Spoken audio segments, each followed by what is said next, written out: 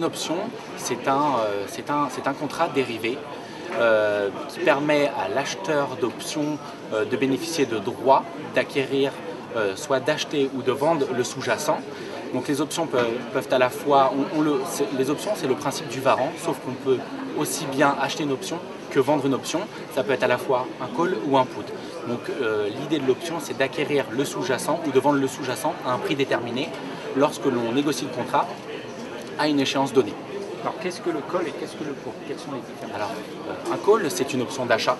Donc quelqu'un qui achète un call aura le droit d'acheter avant l'échéance ou jusqu'à l'échéance si c'est une option de type américaine.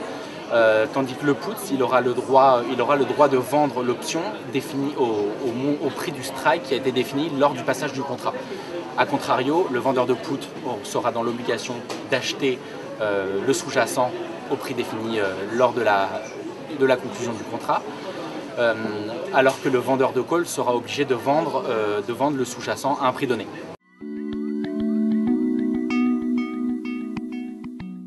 Les options sont des produits tout d'abord complexes.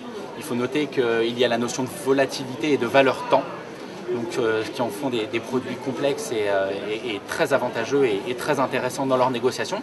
Elles permettent à la fois d'acquérir des sous-jacents à un prix moindre, mais aussi elles permettent de couvrir des positions en portefeuille et d'acquérir et ainsi de jouer, de couvrir le risque dans le portefeuille d'un client.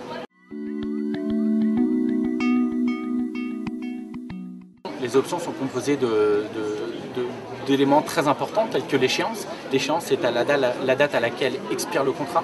C'est-à-dire que si nous sommes sur une échéance décembre, le troisième vendredi de chaque mois arrive l'échéance et ce troisième vendredi de chaque mois verra l'obligation du vendeur d'options tomber alors que l'acheteur d'options n'aura plus de droits. Donc la première notion importante est l'échéance. Après il y a le strike, c'est-à-dire le prix d'exercice qui permet à l'acheteur de call ou à l'acheteur de put de vendre ou d'acheter le sous-jacent à un prix donné qui est défini par le strike.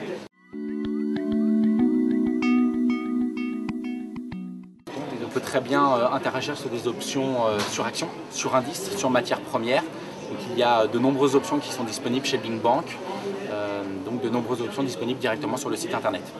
On parle d'options européennes, américaines? Bien évidemment, nous proposons les options européennes et américaines. Leur spécificité est la suivante: les options européennes sur action ont une quotité de 10 et elles ne sont exerçables qu'à l'échéance pour l'acheteur, donc pour la personne détenant le droit. Accessoirement, le vendeur a l'obligation qui est confirmée uniquement à l'échéance. A contrario, les options américaines sont exerçables à tout moment et portent sur une quotité généralement de 100, sauf en cas de, je parle bien sûr des options sur action, sauf en cas d'opération sur titre. L'intérêt des options, c'est de pouvoir mettre en place plusieurs types de stratégies. Donc on peut à la fois mettre en place des stratégies directionnelles, des stratégies de couverture de portefeuille, mais aussi jouer la volatilité ou la stabilité des cours.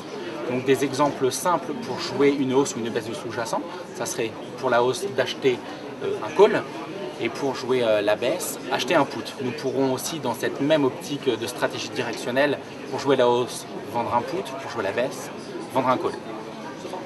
Donc maintenant pour ce qui est des stratégies, ça ce sont les stratégies simples qui induisent un gain limité et une perte illimitée.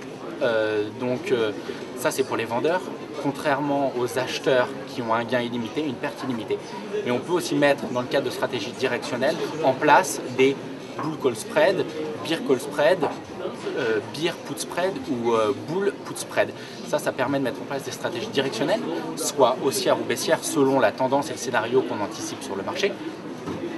Et dans ces cas-là, nous serons couverts, c'est-à-dire que le gain sera limité. Il sera défini lors de nos stratégies, c'est-à-dire que si nous achetons une option plus ou moins dans la monnaie ou à la monnaie, le gain sera limité à la prime perçue, c'est-à-dire à la différence entre la prime payée et la prime perçue, de la même manière que la perte sera connue à l'avance.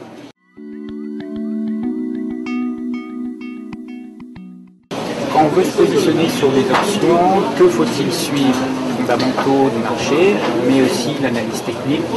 Ce sont des éléments importants, mais il faut avant tout se fonder et s'aider de l'analyse fondamentale du marché, mais sachant qu'une option porte sur un sous-jacent défini, il faut surtout suivre le sous-jacent. C'est la base du comportement de l'option. Le sous-jacent définira le comportement du produit dérivé optionnel sur lequel nous sommes investis.